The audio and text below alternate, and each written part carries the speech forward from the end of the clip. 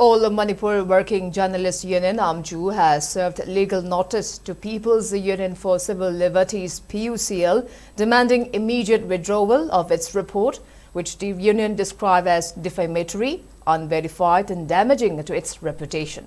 The notice issued through Advocate Hijam Chandrakumar, who also serves as a member of the Media Legal Committee jointly formed by Amwju and Editors Guild Manipur EGM, calls for an unconditional public apology from PUCL.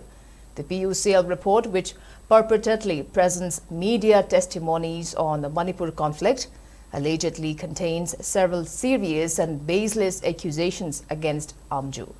These include branding it as Godi media, claiming it plays a decisive role in biased reporting, and linking it to intimidation of journalists.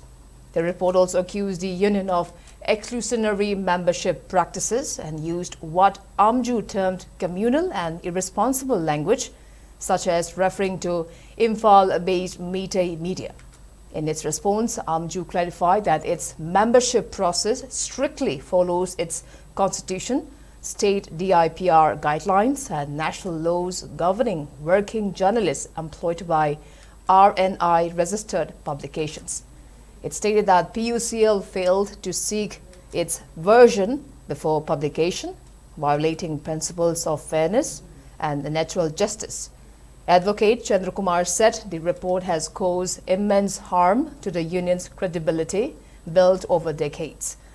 He added that if PUCL fails to comply within the 30 days, Amwju will initiate both civil and criminal defamation proceedings under BNS 2023.